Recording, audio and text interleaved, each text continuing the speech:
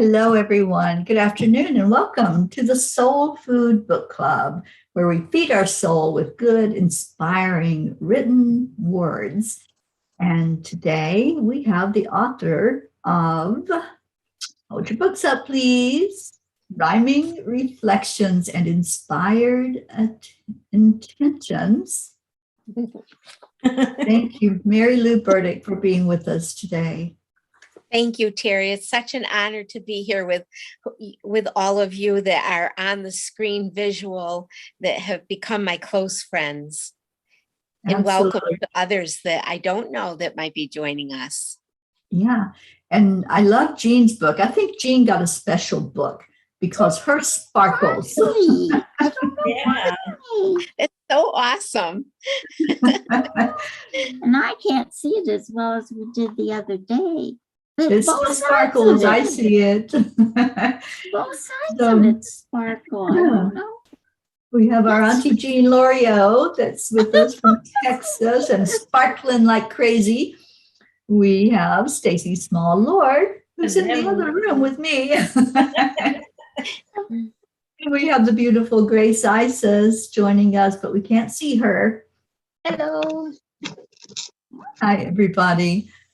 This is our second meeting on this book, and I just want to know how you all are loving it. Very much, very much. I love it. Good. She has all my thoughts, only she puts them down in poetry. She writes her love poetry. for nature, her love for everything. And she just, she has a gift. Why did the recording stop? It told me my disk space is insufficient. Oh, maybe we don't need it today. Maybe we don't need it today. Oh, our computers sometimes rule us, don't they? The machinery rules us. Yes, I'm so happy that you all love it. I had given a copy to a friend of mine who's an older woman from church, and I found it fascinating, how each one of the poems speaks to people in their own way. And, and she made a comment to me and said, I think everyone will eventually, speak to me. It depends what day I'm reading it and how I'm feeling about it. And that made me happy, because I think that's a true thing, and it's good if we have a realization of that the book isn't, necessarily sit down, read through the whole thing and be done.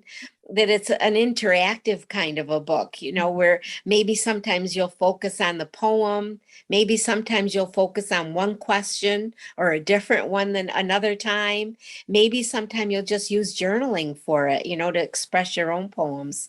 And of course, I love especially the intentions, because I think that that's such an important part of who we are is, giving that love we have inside of us and sharing it, with others, sometimes unexpectedly, sometimes somebody maybe we're not feeling the love and we can do a good deed for them that day. Yeah, that's so true. And, these poems, it's so beautiful because you can just open the book and go to any of the poems, and there's such a message in each one. And the reflective questions are just so beautiful. Mary Lou, you did a fantastic job. Thank you. And I know today we were thinking about bringing in a poem that touched us out of your book and our thoughts on it, or if we had written a poem of our own, we could bring that to talk about and read. So just open it up to see if that has happened, or if anybody just wants to share anything. There's no have-tos on the book club. So whatever you want to share today is perfect. And let's just get this conversation going. Yeah, I just wanted to say, Mary Lou, you opened up poetry to me, the world of poetry, because I love poetry, but I've never been, that into poetry. But now the world of poetry's opened up and I'm loving it. So thank you for that. Good. And I keep trying to find a way to write a poem. I did write a poem. It came to me in my sleep, but I don't know if I want to read it. What do you do? No pressure. I wrote a silly poem. A silly You did. poem. I love that. Well, except I don't know if I'll say it correctly because I typed it on my machine, and my computer, I shouldn't call it a machine, it wouldn't print it. I don't know what's going on with that printer, but it wouldn't print it. So I got to read it off of the original kind of scribbles. And so I may not get it right, but I said, I'm sitting down to write a poem, but nothing will come out. You think with all the travel, all the years I've lived and things I've done, that I would have something to write about. I could write about the majestic mountains or beautiful woodland streams. I could write about the changes I've seen on earth or tell you about my secret dreams. Since I can't think of anything very important or interesting to say, nothing to casually talk about, or even something good to pray, I guess I'll just say I love you all and wish you a good day. I love it. Aren't you proud of yourself, Dante Jean? Aren't you so proud of yourself that you could, just sit and be with your thoughts? I think it's magical, because you don't always have a plan, you don't always know where's this going to go. Well, the only thing I could think of is I can't think of anything, so I wrote about that. And how awesome is that? Yeah. Here's a little poem I wrote a long time ago. You probably can't see. It's like a haiku. I was taking a writing class, okay? And she would give us words we had to use in the poem. And the words she gave us was dusk, dove, messenger, and wire. Those were the 4 words she gave us. So what I wrote is, dusk glides in like a dove, a messenger of peace, then sits upon earth's wire, awaiting dawn, the harbinger of chaos. If you don't know what a harbinger is, it's just another name for messenger, but it's a bad messenger. And that's what I wrote with those words. And I do love doing it. It's just that right now, I don't know whether it's my age or what. It's just like, nothing seems to want to work anymore. So read us your poem now that I've embarrassed myself. Come on. You didn't embarrass yourself. There is nothing embarrassing, Jean. I love it. I love that you're able to express yourself like that. Yeah. And to Beautiful. have fun. Have fun with it. How beautiful is that? But this is beautiful. Her book is beautiful. That's the poems that are beautiful. It is. Stacy, I'm sorry, did I interrupt you? No, I interrupted you, I think. But no, I was saying Jean's was beautiful. And my question to you and Mary Lou and whoever else, I always thought poems had to rhyme. So I'm learning now that the world of poetry that I'm even Googling how to make poetry, they don't have to rhyme. No. That's pretty cool. Right. Yeah, I think a poem is an expression of whatever it is within you. it is. And what a great segue into a poem that I wrote yesterday. I had accompanied Stacy to her hair appointment. Doesn't she look beautiful? Her hair looks so good. I was going to comment on that, Stacy. It looks great. I'm blonde again. Beautiful.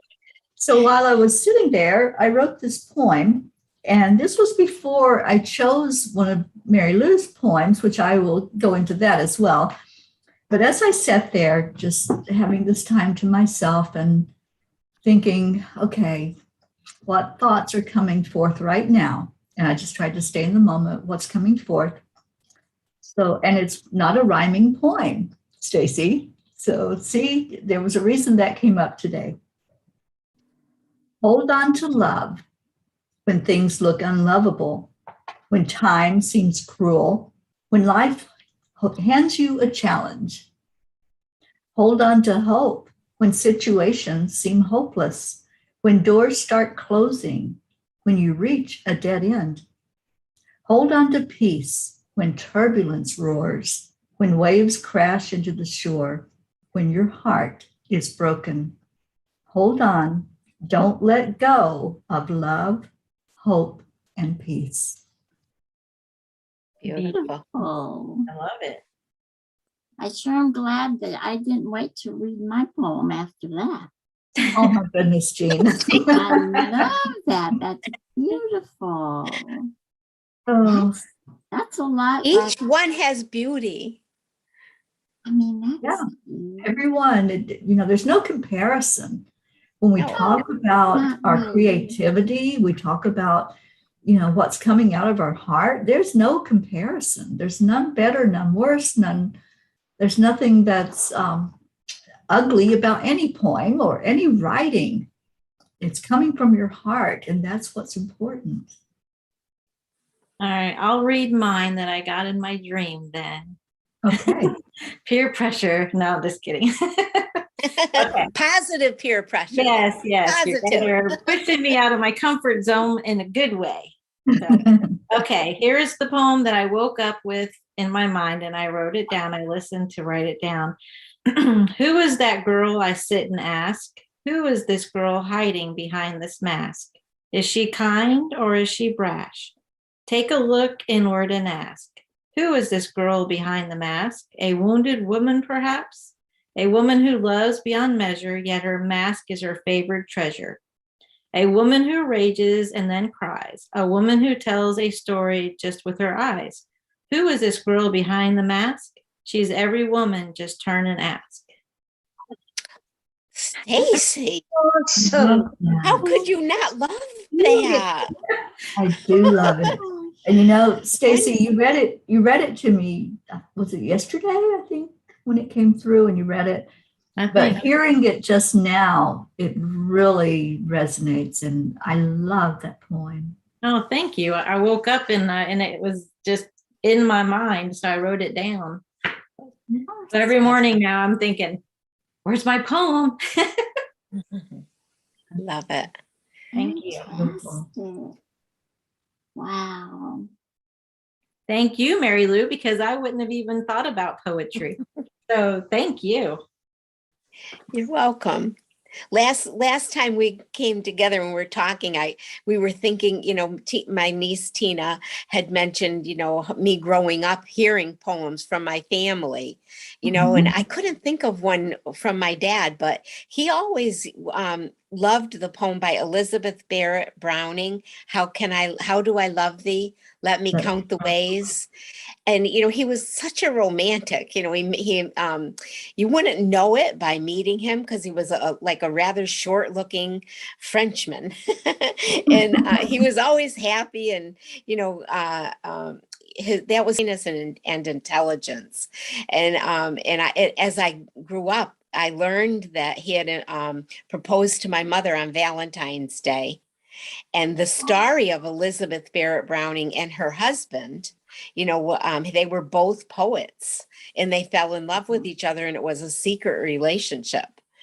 So I think that kind of inspired me outside of the learning experience I had in school, where we all studied poetry and all, at some phase of our education, in elementary and middle school. I think I think in mine we did the Shakespearean kind of education in high school with the plays. But when we I think about my past with the poetry and how blessed I was that, my father would make sure that we all knew that poem and that he loved it for my mother. And when at her funeral in our church, we're able to do a eulogy, and that was part of it, where my daughter read that poem, and the last line of the poem says, I will love you eternally, Can and I read it, Mary Lou?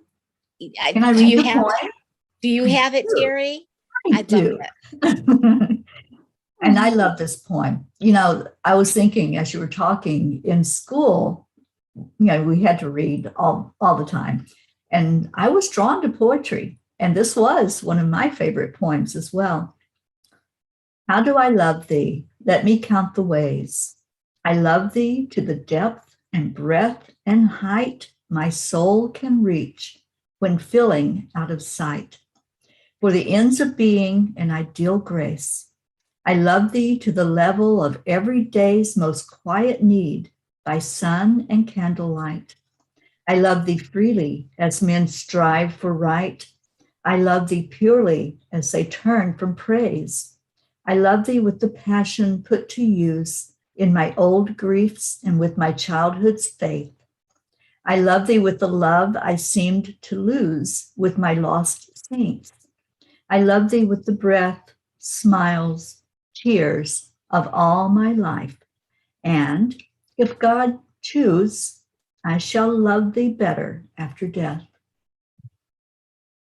I Doesn't love that, that I poem. mean, it's so rich with so It- many thoughts. Yes, it's such an inspiring poem. So I see why your father loved that and Yeah. why you responded so well to it, to become creative in your own way of making poetry. Yeah. Yeah. Beautiful. It's so I beautiful. want to read one of your poems that touched me. And, I opened up the book and this was the page it went to. And I knew that was my poem. And I felt like you wrote that poem just for me, Mary Lou. And I'm going to Good. adopt it as my poem for the Peace on Earth tour. The poem is The Peaceful Traveler.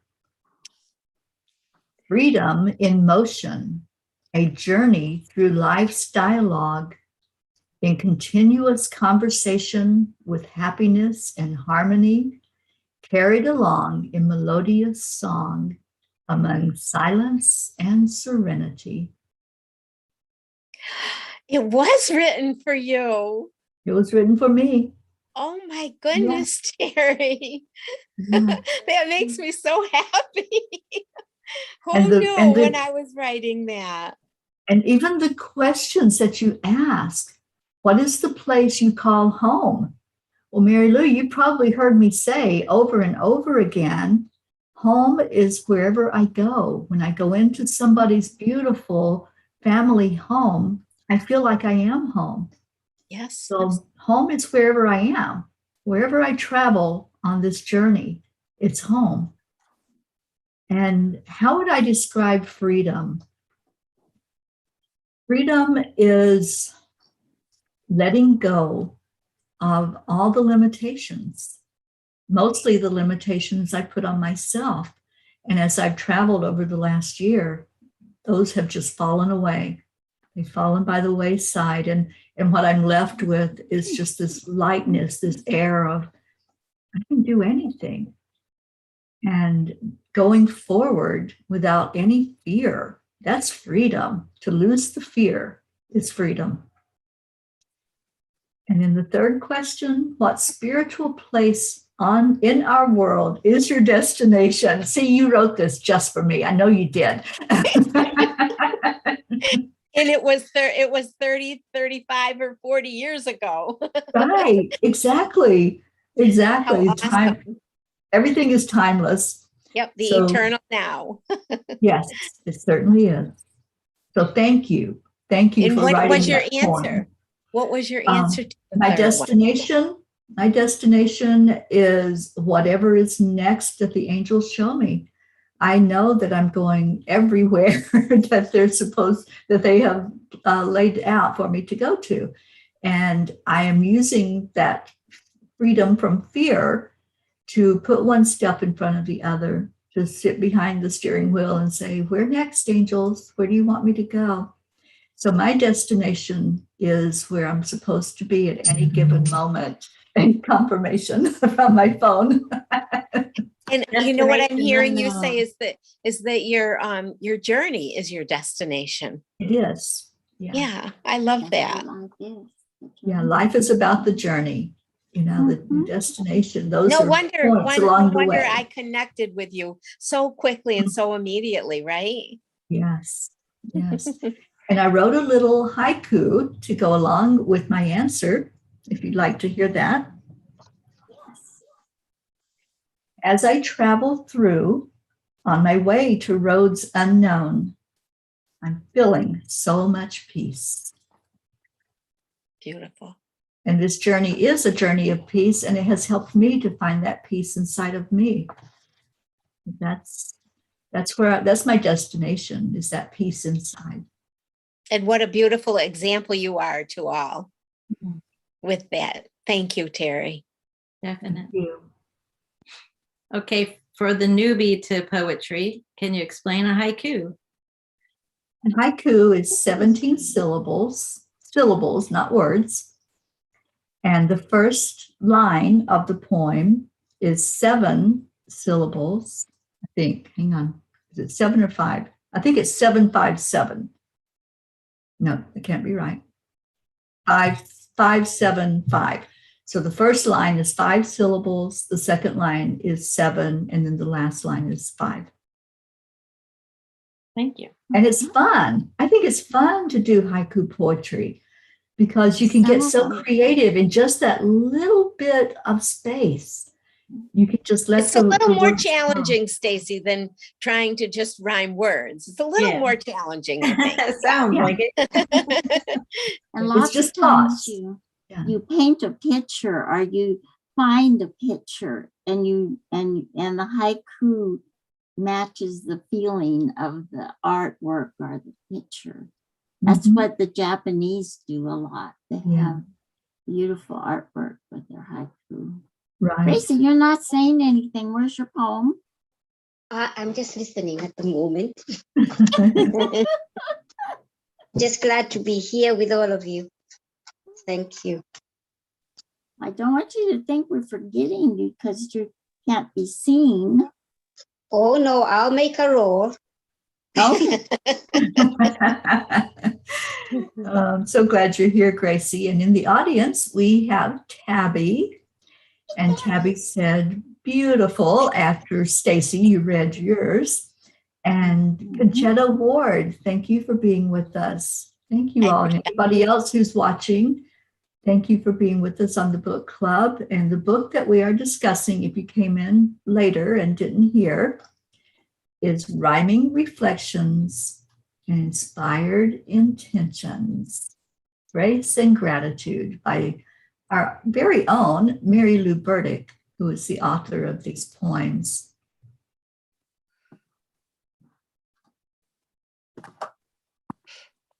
So Mary Lou, has it had time to sink in yet that you're an author? Yes. Yes, I'm beginning to I don't know. You know, everybody keeps asking me that, you know, and at first I didn't have the words, and apparently I still don't have the words. I know I'm comfortable talking about the poems, and I'm comfortable talking about the intentions that were written and the thoughts that go along with it.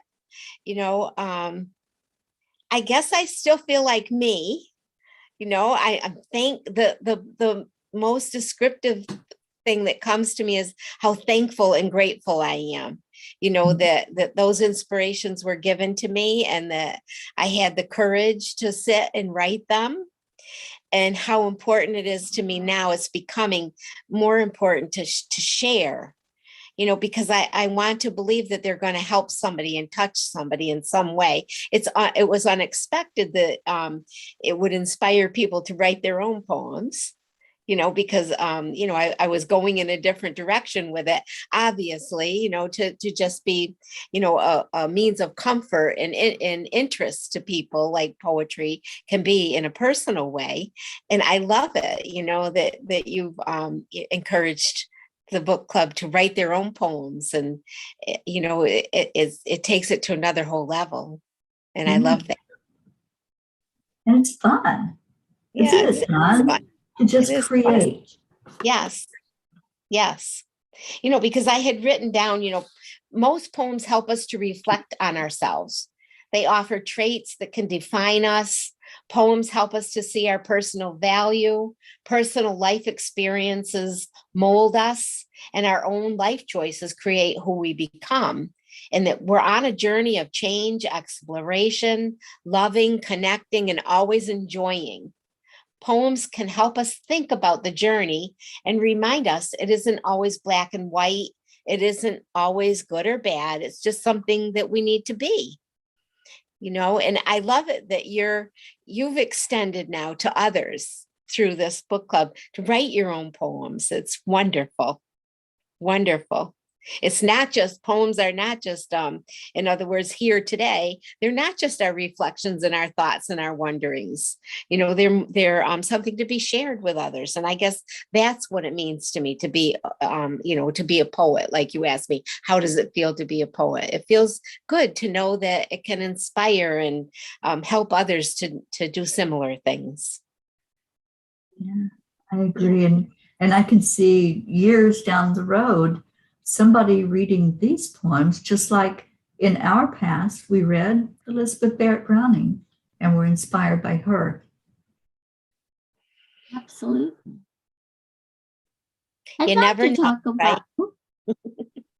Go ahead, Auntie Jean. I'm sorry.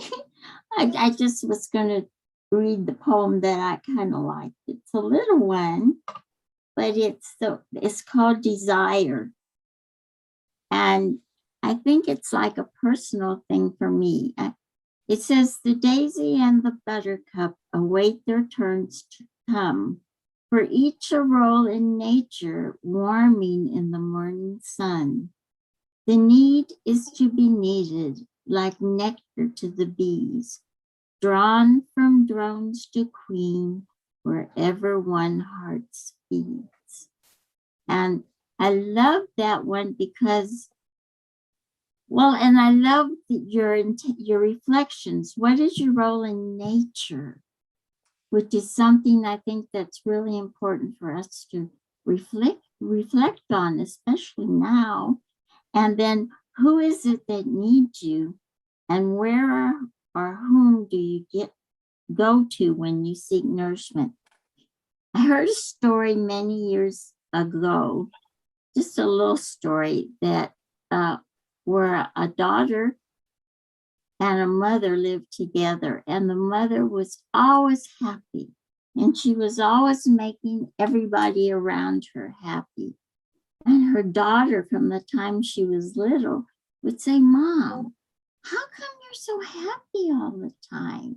Why are you always happy and making everyone happy? And the mom says, well, a fairy whispered the secret in my ear of happiness. And she says, well, tell me what it is. And she says, no, not now. But before I die, I'll tell you the secret. And so time went by, and pretty soon the lady got very old. And actually, she was dying. And her daughter said, Mom, you never told me the secret of happiness. And she said, well, what the fairy told me was, everybody needs you. So I love that story, and this poem reminded me of it, because everybody needs you. You might think that you're not important. That's not true. Everybody needs you, and it's the secret of happiness. And who do I go to? Is God for my nourishment. And what is my intention? What she said is to be that one who fulfills somebody else's need.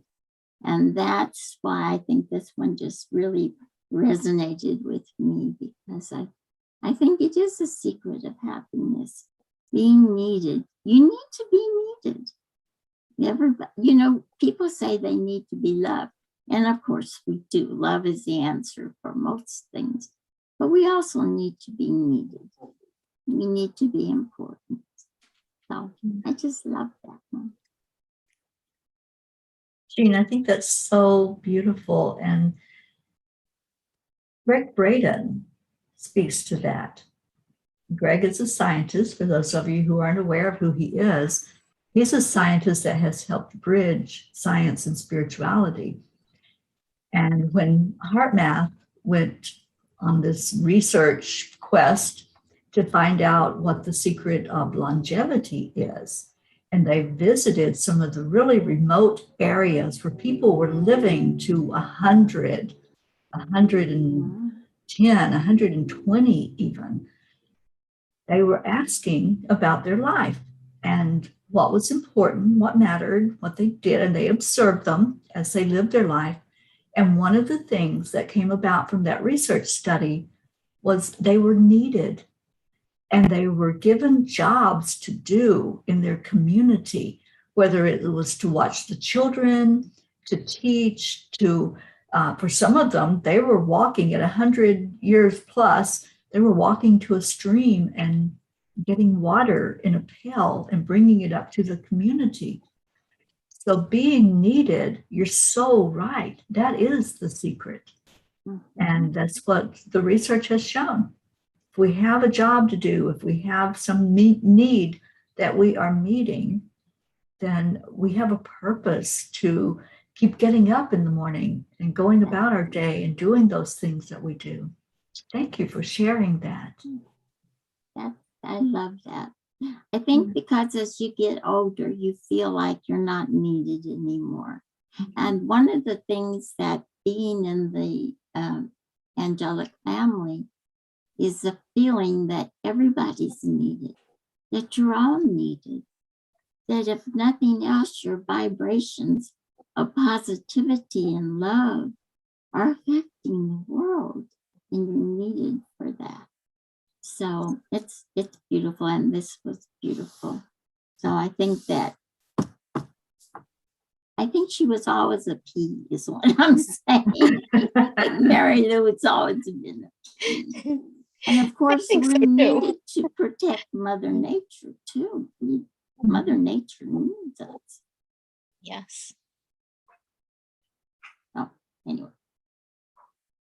I also like the seesaw one. Me too. Want to read that one? Sure. I'd love to read that one. I didn't want to be a hog though. Let me find it in a different place. Where are you, seesaw? Maybe if I put my glasses on, I'll see it better. I left my glasses in the living room. Here we go. Up and down. First you're on a seesaw sitting on the ground. Then you're on a seesaw way up in the air. When you ride a seesaw, balance in the middle, you've solved the riddle. And the reason I love this one is because my sister and I, they used to have these huge seesaws. You don't see them anymore because they're considered dangerous. But my sister and I would go to the park and we'd get on the seesaw. Well, when I was little, I was the oldest, but when I was little, I was like a skinny little bean. You know, I was really, they used to call me Beanie Jeannie Skinny, you know, because I was so little. And she was heavy. She had been heavy all her life, poor baby, you know. And what would happen is she'd go down and I'd go up and we'd be stuck. She couldn't get up and I didn't have enough weight to push her up. And so she would get so angry, and she finally got so angry she jumped off the seesaw. Well, my side came bam down, and I broke my arm. It fell on me, and I broke my arm in 4 places. So when I was reading this, I said, she's so right. You got to get in the middle of the seesaw, because if you don't, even if you think you're up, then you're going to be, what do they call it? Asking for a fall, because you're too high up. And of course, you don't want to be low. You want to be balanced. And I think that's what it is. You need to have a balance. You know, you don't want to be down and low, but you also don't want to feel like you're up too high, because you're going to fall if you do. So I really like that one. I love that. And so true about the balance. It's what we see. And how do you find that balance? You know what we did the same thing, Jean, as kids, and I had a big neighborhood, and I remember also it was, I don't know why, because we were children and we didn't know that we would hurt one another, but we would actually do it on purpose to bounce them off of it. We would really? Yeah, I don't think I did that, but I remember thinking, you know, it was funny, you know, and it was part of the game, you know, and then we learned that if there were 2 smaller kids, they could sit on that part, you know, and the older kids, you know, the bigger kids maybe, you know, would be on the one by themselves. And then there would be a couple of children. So, you know, the thought process can lend itself that when we're too light and the burden is too heavy, and, you know, we can ask, you know, somebody come sit with me on this side, and it will help to balance too. You know, that wonderful. Yeah. And Teri, I didn't mean to interrupt, you know, because of course that philosophy of balance, you know, plays in, you know, into it. And that's what you were sharing with us. Yes. So important. Absolutely. I think, I don't know that I know she was mad at me. I don't know if she meant to bump me off. You know, she was pretty mad because I couldn't make her go up. So. Yeah. What a painful experience, though. It never hurt. I know that sounds crazy. Oh my You gosh. should have seen my arm. It was all, because it broke in 4. Terrible. It broke this way and it broke this way. Well, and you must have felt bad too, you know, because you wanted to get down, you know. Well, let me yeah, down. I was scared Let me up down. there. I don't like it Yeah, up there, I was. right? Yeah. Yeah. So don't feel too bad just for your sister. Oh. And you're the one that got hurt. I felt bad for my mother, because I went up and says, Mom, I Oh. think there's something wrong with my arm. Oh my gosh. And she fainted, dead away. She fainted. Oh. Perfect And when motherly Daddy response, finally right? brought her through, we got in the car, and we were one of the few people at that time who had a car. And we got in the car, and she cried the whole way to the hospital. And I kept telling her, Mommy, it doesn't hurt. It doesn't hurt, Mom. And she just bawled her eyes out. And they said it and everything, and it never hurt. I don't know. It just never hurt. But you must have had a week or two that you couldn't quite pull your own pants up and get yourself dressed. And well, and it was my left hand, which I'm left-handed. Oh, so boy. I couldn't do my schoolwork. Such a shame. Or anything. It was that for about, I think, 4 or 5 weeks before they could take the test. But anyway, I just love your poetry. So. Did anybody else have a poem that you wanted to read? And we want to say hello to Kathy Hand, who just popped in. She's at work today and got a very busy day at work, but she popped in to say hello to us. I have one that touched me. Well, they all did, but this one stood out. It's Never Alone. And it's if I go to him feeling empty inside because I'm alone or afraid, he reminds me there is never a time I feel doubt. I need doubt things he has said. He put people close by who need my love and give of themselves to me. Someone who wipes my tears away, a friend who asks me to pray. He shows me how special I am to him and to those who are part of my life. When I go to him feeling empty inside, I come away thanking my guide. Sorry, I don't have my glasses on. But yeah, that one touched me the most. It's beautiful. What's the reflections on that, Stacy? When you have felt alone or afraid, did you give in to the doubt or go to your place of solitude to seek the answers? I think I've done both. Mm-hmm. I was thinking that too. Mm-hmm. I think I've done both. And then, can you name a person and experience when friendship brought you to prayer by uniting yourself to God or your higher power? I feel like every day we pray in our morning cuppa, and we're always in prayer for our friends. And so I believe that.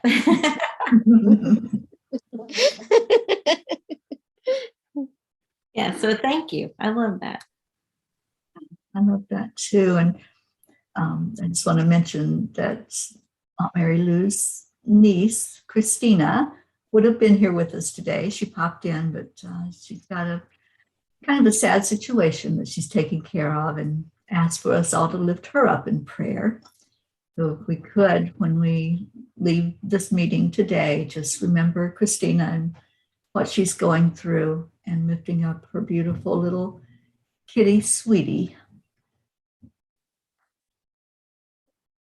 Okay, anybody else have anything you'd like to share? I've loved this meeting today. I've loved hearing your poetries.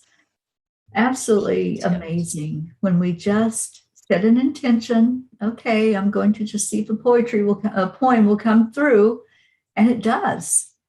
You know, we don't have to overthink it. We don't have to force it. And I want to ask Mary Lou, did you find that there was any time when you tried to write and it was because you were trying to make it happen that it didn't happen?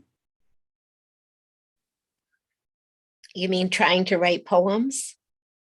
Or any writing. If you said, okay, I've got to write now, and you try to make it happen, was it difficult at times to put those words down if you were trying to force it to happen? Yeah, I never really forced it. I just, I felt that inspiration come to me and I enjoyed it. It was something that centered me. In different times I did it. I think you can write because you're happy, and you can write because you're feeling sadness or loneliness. And perhaps all of those poems, reflected the way I was feeling that day, or that week when I did write them. And they're timeless, aren't they? For instance, I wrote them all those years ago, and yet, Teri, yours fits so beautifully, and I can see why Auntie Jean loves the one that she loved, and Stacy, it's lovely how they're all unique to the individual, and I don't think that I intentionally wrote them because I was feeling a certain way that day. I think I just desired to pick up my pen and my paper. And I do think any kind of journaling that we do is going to help us process. Mm-hmm. And probably that's why I did these originally. The poems was to process my thoughts, my feelings, to maybe relieve myself if I was feeling sad or lonely or afraid, or to build my own self, my self-compassion. Mm-hmm. And to increase my sense of value within myself, and to show appreciation for the world around me. My daisy poem that I just love daisies and nature, and so there's a lot of reasons I think that you sit down and start reflecting. in a Mhm. written word. I want to thank you, Mary Lou, for your wonderful book, and thank you to all of us who are present here in this space, holding this space that is sharing love and this great communion over poetry. I liked the poem. I have several, but and they're small ones, but I would want to talk about the one that is alone. And it says, alone is but a state of mind, a tool I use to be unkind to me, my best and dearest friend, an unsung tune to comprehend. Not true, this hammer in my brain, a beat in time, a song's refrain. That resonated with me, and especially the reflections, because the reflections ask us, what meaning do you give to the word alone? That is a very special word. And Teri does always tell us, step back. Step back means go into your alone, move away from whatever is creating some misunderstanding or a situation that you need to step back and look at. And that's saying step back and be on your own, be alone. And it also says here, what are some positives about being alone? You're able to reflect, to see where you're going, to see what your response is, to see what is going on inside of you. And I feel most of all to be one with spirit and with God, and to also allow others to be themselves, because you step back and then you say, what is the process to turn being lonely into appreciation for solitude? I think that is the most powerful, powerful sentence, and awareness and thought-provokingness. Because I do, from my background, there are certain things, or there's a way of going into the desert and meeting in solitude God, the fathers of the heart, and going to meet yourself. So that to me is magnificent and wonderful, and it resonates a lot with me, because I tend to want to be alone, to be able to reflect, to be able to understand that this is a journey, that the most important aspect is to listen and to hear and to see God's face. Can only do that in alone time, in solitude. And my mother always taught us, be your own best friend. If you can sit in a room with yourself, that is the most treasured aspect of this journey, so you can learn about yourself. So thank you. Thanks, guys.